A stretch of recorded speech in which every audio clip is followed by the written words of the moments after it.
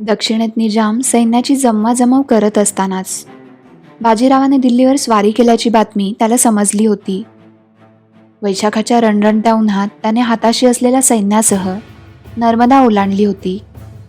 सिरोंजा मुक्कामी असतानाच त्याने भोपाळमध्ये छावणी करून असलेल्या बाजीरावांना नजराणाही पाठवला होता. बादशहाच्या मनात माझ्याविषयी गलतफहमी असून केवळ ती दूर करण्यासाठी मी दिल्लीस जात आहे. पेशव्यांबद्दल, शाहू महाराजांबद्दल माझ्या मनात आदरपूर्वक मैत्रीचे भाव आहेत, असे स्पष्टीकरण देणारा खलिताही निजामाने नजराणासोबत पाठवला होता. आपल्यापेक्षा निम्मी फौज हाताशी असताना पालखेडात बाजीरावांनी केलेला घनघोर पराभव निजाम विसरला नव्हता. आता तर भोपाळात बाजीरावांसह त्यांची अत्यंत कार्यक्षम अशी हुजरातीची फौज होती. सारे सरदार हाकेच्या अंतरावर होते. अशा परिस्थितीत निजामास कोणताही धोका पत्करायचा नव्हता. निजामाचा नजराणा स्वीकारून बाजीरावांनी भोपाळहून पुण्याकडे कूच केले आणि निजामाने सुटकेचा निश्वास सोडला. मजल दरमजल करत तो दिल्लीत पोचला. दिल्लीची अशी दुरावस्था निजामाने आपल्या हयातीत कधीही पाहिली नव्हती. तो खंबायती मुलूक आता बेचिराग दिसत होता. रस्ते ओसाड भासत होते. रयतेस कोणताही उपद्रव होऊ न देता बाजीरावांनी दिल्लीची मोगलीशान धुळीस मिळवली होती. शाही चकाचौंध संपवली होती. शाही खोजाकडून मराठ्यांच्या स्वारीचा सारा वृत्तांत ऐकताना निजामास राहून राहून बाजीरावांच्या रणपांडित्याचे कौतुक वाटत होते. जळफळाटही होत होता. किल्ल्याच्या दिल्ली दरवाजाजवळ येताच निजामाचे भव्य स्वागत झाले. बादशहाची सारी भिस्त आता निजामावर होती. एक निजामच तो काय, बाजीरावासमोर तग धरू शकतो, आपल्याला वाचवू शकतो, असे बादशहाला वाटत होते. एकेकाळी मोठमोठ्या बढाया मारणारे कमरुद्दीन खान, सादत खान आता बादशहाला नजरही मिळवत नव्हते. निजामाने बाजीरावाचा पराभव करावा, सल्तनतीची गेलेली अब्रू भरून काढावी. त्या बदल्यात निजामाच्या पुत्रास गाजीउद्दीन खानास माळवा आणि अकबराबादेची सुभेदारी मिळेल, असा प्रस्ताव बादशहाने निजामासमोर ठेवला. निजामाने प्रस्ताव सहर्ष मान्य केला. सुभेदारीच्या रितसर संधा पदरात पाडून घेऊन निजामाने पुढची बोलणी चालवली. एका मासापर्यंत बाजीरावास पराभूत करण्याची खलबत निजामाच्या आणि बादशहाच्या भेटीत शिजत राहिली. शाही किल्ल्यात वावरत असलेल्या खोजा आणि हुजऱ्यांमध्ये बाजीरावांनी आपल्या जासुदांची पेरणी केली होती. त्या हिरांकरवी या साऱ्या खलबती जयपुरात व्यंकाजीरामास बिनधोकपणे कळत होत्या. व्यंकाजीरामाचे सविस्तर खलिते शनिवारवाड्यात येऊन थडकत होते. बादशहाने निजामाचा मोठा मानमरातब केला. त्यास तैमूर वंशीयांची चारकुबी वस्त्रे देऊन सन्मान केला. आसफ जहा हा वजिराच्या तोडीचा खिताब देऊन गौरवले.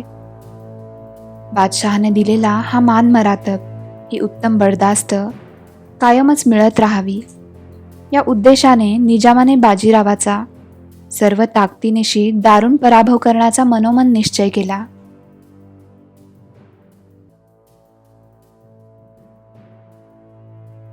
पुण्यातल्या थोरल्या वाड्यात खलबतखानाला उसंत मिळत नव्हती. बाजीराव आणि चिमाजी हे दोघेही बंधू आपापल्या रणशत्रूंचा दणदणीत पराभव करून अनेक मासानंतर पुण्यात परतले होते. चिमाजींच्या नेतृत्वाखाली मराठी फौजांनी टकमक, तांदुळवाडी, अर्नाळा, मरोळ ही ठाणी जिंकली होती. ज्याची सत्ता त्याचाच धर्म या तत्वावर चालणाऱ्या पोर्तुगीजांच्या अमानुष अत्याचारांना चौलपासून डहाणूपर्यंतची रयत कंटाळली होती. चिमाजींनी अर्नाळा जिंकून व्हॉइसरायच्या हृदयात धडकी भरवली होती. तिथल्या रयतेला जाचातून मुक्त केलं होतं. आप्पांच्या तोंडून चुकूनही स्वतःसाठी स्तुतिवाचक शब्द निघणार नाहीत हे माहीत असल्याने बाजीरावांनी मोहिमेचा सविस्तर वृत्तांत ऐकण्यासाठी गंगाजी अणजूरकरांना बोलावले होते. राधाबाईंच्या महाली ते वृत्त ऐकायला सारेजण जमले होते. पोर्तुगीजांनी हिंदूंची मंदिरं उद्ध्वस्त केली होती. त्याचा सूड म्हणून मराठ्यांनी पोर्तुगीजांची प्रार्थनास्थळं जमीनदोस्त केली होती. येशू, मारिया आणि ख्रिस्ती धर्मप्रसारकांच्या अनेक मूर्ती भग्न पावल्या होत्या. अर्नाळा काबीज करताना आप्पा आघाडीवर राहून रोमारोमात रणदेव संचारलागत लढले होते. त्यांचा भीमपराक्रम ऐकताना बाजीरावांच्या सतेज मुद्रेवर अभिमान तेजाळत होता. वृत्तांत ऐकून झाल्यावर बाजीराव म्हणाले, आपल्या पाशवी अत्याचारांनी हिंदू थरकून उठतील. हा पोर्तुगीजांचा भ्रम तुम्ही मोडीत काढला आहे आप्पा. तुमचे हे यश धर्मांध राजकारणांच्या तावडीत सापडलेल्या जनतेसाठी मोठे अपेक्षावर्धक आहे. राधाबाईंनीही कौतुकाने मान डोलावली. आप्पा संकोचून म्हणाले, मोहिमा एखादी तडीस नेण्याची संधी आम्हाला क्वचितच मिळते राहू. तुम्हाला एवढं अप्रूप वाटण्याचं कारण तेच आहे. त्यांचं बोलणं मध्येच तोडत बाजीराव म्हणाले, खाजगी आणि दप्तरी कामाचा सारा बोजा आम्ही बेदिक्कतपणे तुमच्यावर टाकतो हे खरंय आप्पा. पण संधी मिळताच, समशेर हातात येताच तुमच्यात दबा धरून बसलेला पराक्रम अनावर उफाळून येतो हे विशेष. हेच एका वीर योद्ध्याचं लक्षण आहे. चिमाजी क्षणभर गुमान झाले. मग त्यांच्या तोंडून खडे बोल बाहेर पडले. राऊ, जोवर वसई काबीज होत नाही तोवर ही स्तुती आम्हाला गोड वाटणार नाही. जरूर होईल आप्पा. राधाबाई आपल्या पुत्रावर प्रचंड विश्वास दाखवत म्हणाल्या. अशा कामात जी चिकाटी लागते ती आहे तुमच्याकडे. हापशांचा अंत जसा नियतीने तुमच्या हाती लिहिला होता तसाच त्या पोर्तुगीजांचाही लिहिला आहे अशी खात्री आहे आम्हाला. बाजीरावही त्यांना दुजोरा देत म्हणाले, वसईच्या तटाला तुमच्या फौजांनी शिड्या लावल्या आहेत. किल्ल्याला वेढा पडला आहे. तुम्ही तिकडे परतताच वसईची रयत मुक्त होईल यात आम्हाला तिळमात्रही शंका नाही. काही आफत असेल तर आम्ही आहोतच. चिमाजी आणि अणजूरकरांनी एकमेकांकडे एक सचिंत कटाक्ष टाकला. चिमाजी सांगू लागले, राऊ, वसई एव्हाना काबीज झालीही असती, पण ऐनवेळी वेढ्यात ढिलाई पडली. तोफ गोळ्यांचा बंदुकीचा मारा सुरू होताच सैनिकांची गळती होऊ लागली. नाईलाजाने आम्हाला माघार घ्यावी लागली. सैनिकांची गळती होऊ लागली मतलब? बाजीरावांनी कठोर आवाजात सवाल केला. उपरणं ठीक करून घसा खाकरून अणजूरकर पडेल आवाजात म्हणाले, श्रीमंत, शंकराजी केशव आणि महादजी केशव यांच्या फौजेत नवख्या सैनिकांचाच भरणा अधिक होता. लढाईसाठी त्या पोरकट स्वारांची नजरही अजून तयार झाली नव्हती. पोर्तुगीजांनी बंदुकीच्या गोळ्यांचा मारा सुरू करताच ते बिथरले, भांबावून पळू लागले, वेढ्याला खिंडार पडले. आपास्वामींनी तुर्तास माघार घेण्याची आज्ञा केली. अशा वेळी कोणी करावं तरी काय? बाजीरावांचे डोळे क्रोधतप्त झाले. क्षणभर त्यांना मातोश्रीबाई दालनात असल्याचाही विसर पडला. जळजळीत शब्दांच्या ठिणग्या उडू लागल्या. युद्धभूमीवरून पळत सुटतील तर सरळ त्यांचा शिरच्छेद करावा. 1-2 जण कामी येतील, मात्र पलायन करूनही मरणच पदरात पडणार हे ध्यानात आलं तर तेच सैनिक प्राणपणाने लढतील. सदर बैठकीहून काही अंतरावर देवघरालगत काशीबाई, अन्नपूर्णाबाई बसल्या होत्या. कांठळ्या बसवणारे रायांचे जरबी बोल कानी पडताच काशीबाईंच्या अंगावरून सरसरून काटा आला. काही क्षण सदर चिडीचूप झाली. मग आवाजात काहीशी नरमाई आणत बाजीराव समजुतीच्या सुरात म्हणाले,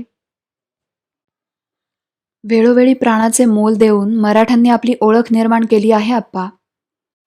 अशा भ्याडपणाचा मुलाहिजा राखला तर त्यास गालबोट लागण्यास कितीसा वेळ लागणार. अधिकारी असो वा सैनिक, रणांगणातून पळणाऱ्यांची बेछूट डोकी उडवा. शिपाईगिरी जमत नसेल तर सोडून द्यावी. सैन्यात भरती होण्याची सक्ती आम्ही कोणावरही करत नाही. सदरेवरच्या खालमाना लगबगीने हल्ल्या. दप्तरी कामांची दस्तुराप्रमाणे झडती देऊन मुजरे करून सारेजण बाहेर पडले. राधाबाईंच्या महालात आता केवळ परिवारातले सदस्यच उरले होते. रायांच्या अनावर झालेल्या क्रोधाचा ताण वातावरणावर अजूनही कायम होता. राधाबाईंनी मान वळवून हलकेच काशीबाईंकडे पाहिले. अन्नपूर्णाबाईंच्या तान्ह्या कन्येला काशीबाई आपल्या मांडीवर खेळवत होत्या. भुवई उंचावून काशीबाईंनी त्या कन्येस राऊंडकडे देण्याची खूण केली.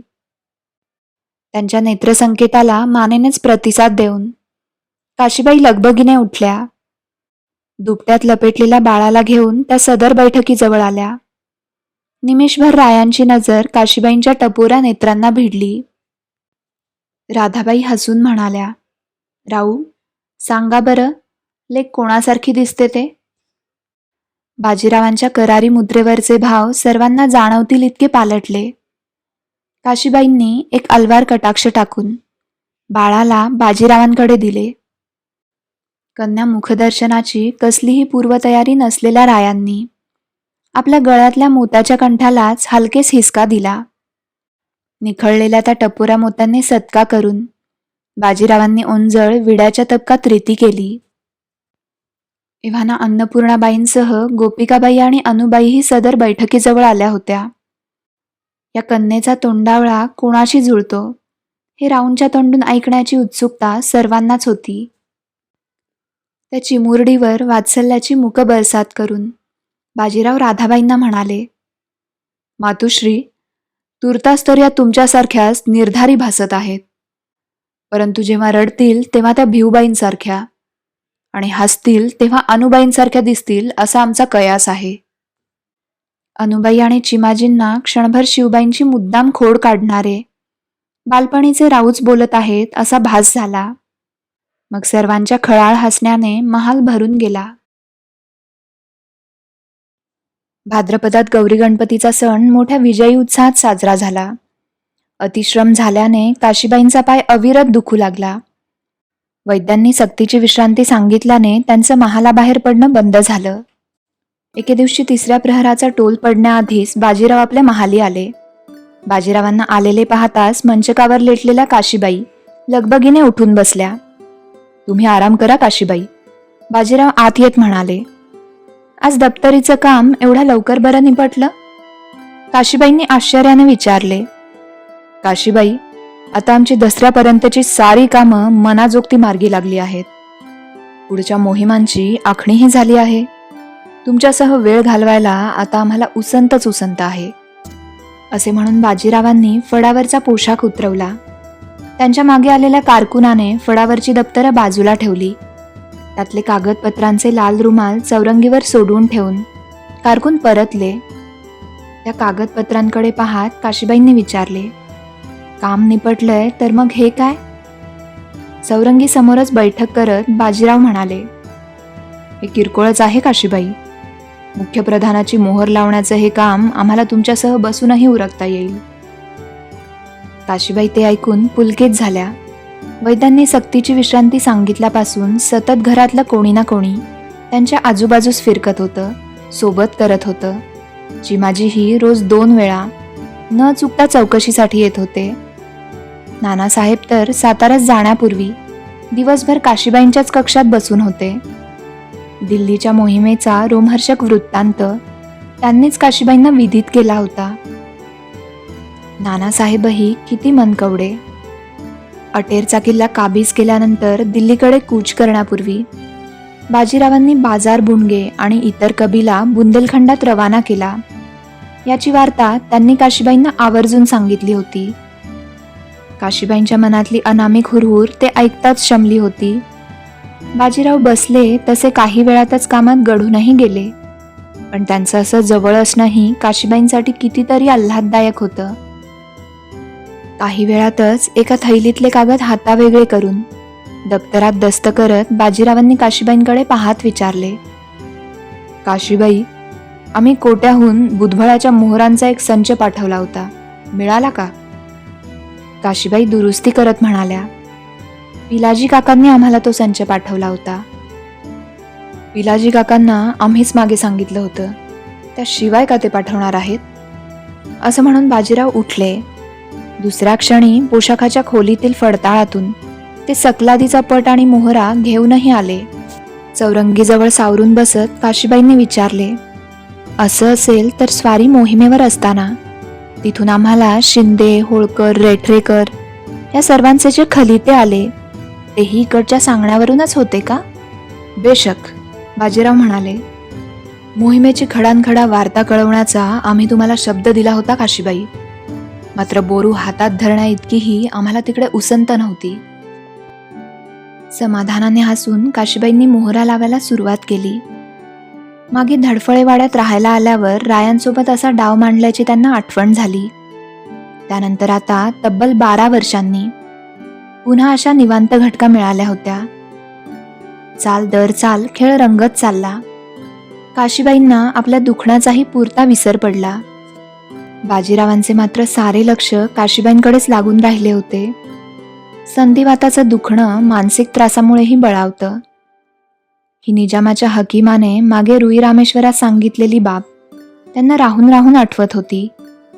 काशीबाईंची तब्येत रोडावली होती. उंच मान अधिकच सुडौल दिसत होती. काही क्षण त्यांच्याकडे पाहून बाजीरावांनी नजर पुन्हा पटाकडे वळवली. काशीबाईंनी रायांच्या अनेक मोहरा टिपल्या होत्या. खेळात गर्क असणारी काशीबाईंची गोरी पान रेखीव चर्या न्याहाळून बाजीराव म्हणाले, काशीबाई, एक सवाल आहे.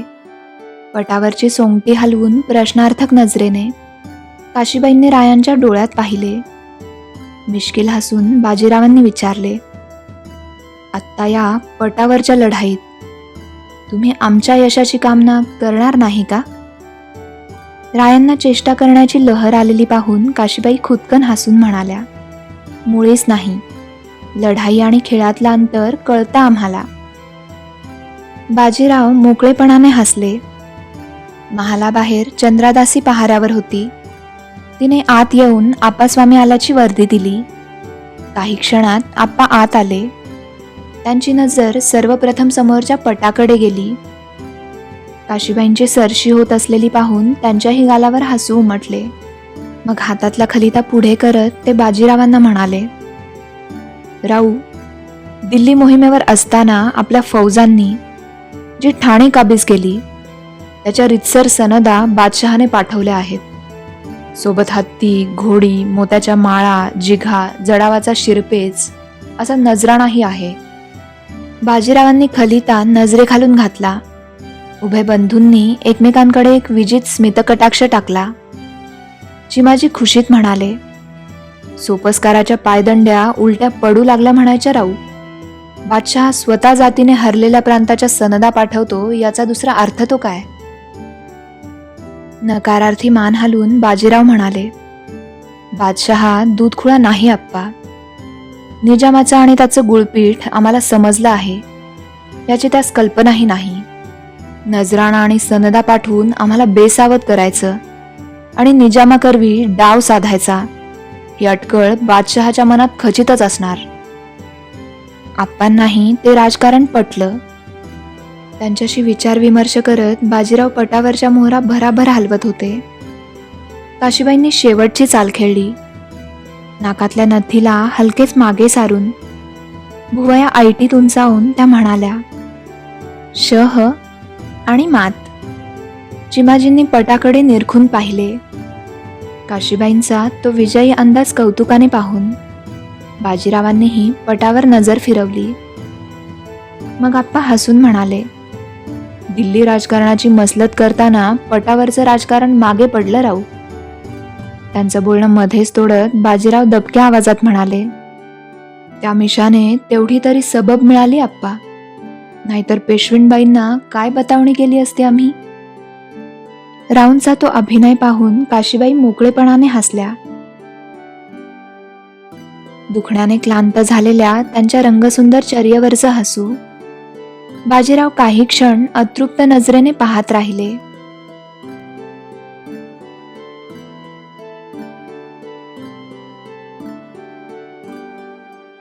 मस्तानीचा सरंजाम बाजीरावांसोबतच पुण्यात परतला होता. आधी स्वागताची गडबड आणि मग पायाच्या दुखण्यामुळे काशीबाईंना तिची साधी भेट घेण्याचीही सवड झाली नव्हती. दासींकडे चौकशी केल्यावर मस्तानीला बाईसाहेबांची तब्येत ठीक नसल्याचं कळलं.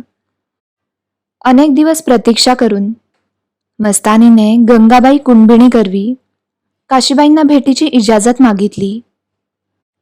सासूबाईंना या भेटीबद्दल कळलं तर या विचाराने प्रथम काशीबाईंना ब्रह्मांड आठवलं. मग राधाबाईंचं पटवर्धनांकडे जाणं झाल्यावर त्यांनी स्वतःच भेटीसाठी रजावत असल्याचं मस्तानीस कळवलं. दुसऱ्या प्रहरी मस्तानी काशीबाईंच्या महाली येऊन दाखल झाली. काशीबाईंनी चंद्रादासीला महालाबाहेरचा राबता बंद ठेवण्याची आज्ञा केली. दुसऱ्या एका दासीला त्यांनी मुतपाकखान्यातून सरबताचे पेले आणण्यास सांगितले. पावसाळी हवा असल्याने महालात अंधारून आले होते. समईच्या ज्योती प्रखर करून दासी बाहेर निघून गेली. मस्तानी कक्षात येताच काशीबाई मंचकावर सावरून बसल्या. मस्तानीची नजर एकवार सभोवताल फिरली.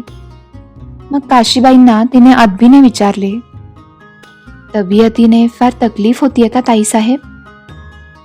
आता आराम आहे, काशीबाई म्हणाल्या, पण पावसाळी हवा असेपर्यंत आराम केला नाही तर पाय पुन्हा अंमळ दुखू लागेल. मग मस्तानीस त्यांनी समोरच्या आसनावर बसण्यास सांगितले. महालात आल्यापासून मस्तानीची नजर तिथे रायांच्या राजस विहार खुणा शोधत होती. ही गोष्ट काशीबाईंच्या स्त्री नजरेतून सुटत नव्हती. खरंच केवढा ओढा आहे तिथला स्वारींचा, काशीबाई मनोमन विचार करत होत्या.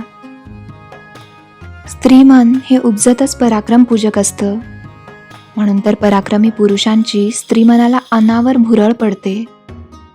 यात हिचा काय दोष? आजवर किती किती स्त्रिया भाळल्या आहेत स्वारींवर. हिने तर मनोमन वरलं आहे त्यांना. जे मनात आलं तेच आचरणात आणलं आहे.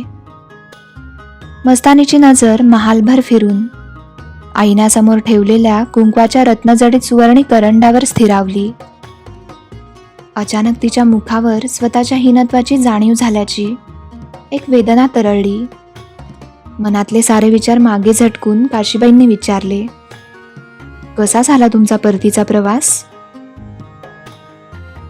आम्हाला सणासुदीच्या वरकड कामांमुळे चौकशीसाठी उसंतच मिळाली नाही हो.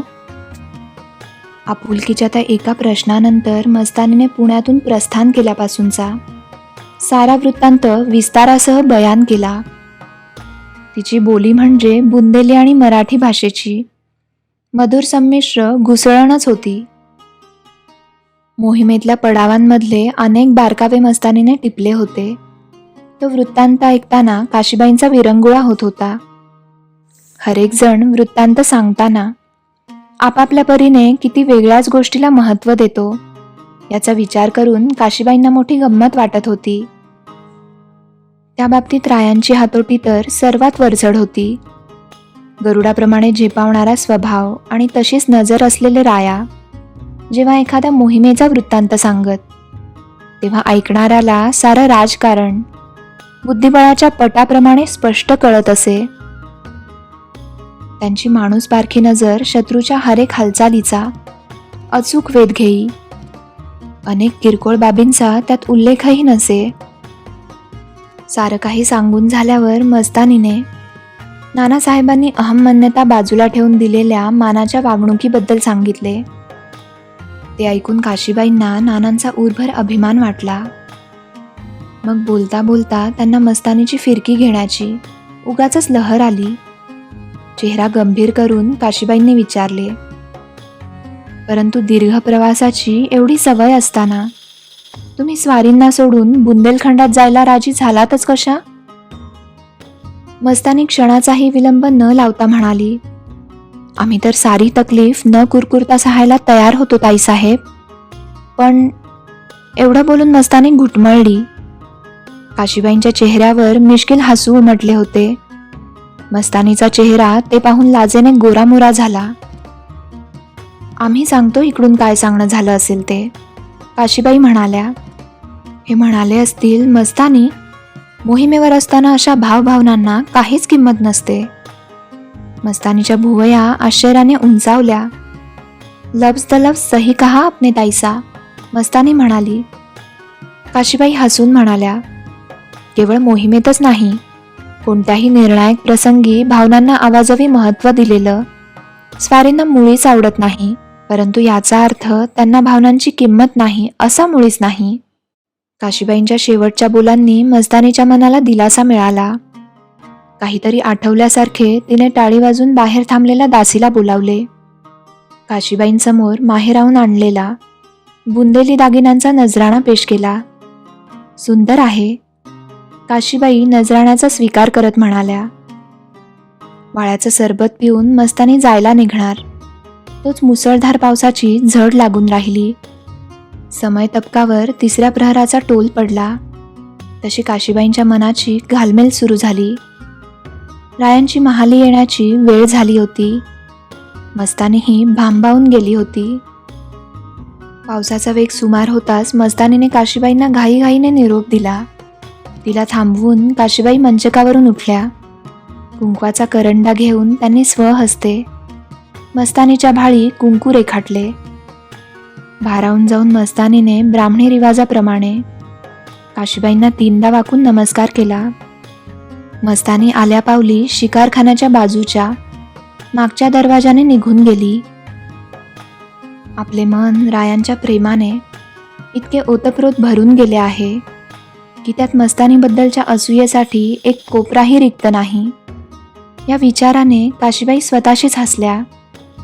माघारी वळताच त्यांचे लक्ष लाकडी खांबानजीकच्या कनातीकडे गेले. काशीबाईंकडे एकटक पाहत बाजीराव दालनाच्या प्रवेशद्वारातच उभे होते.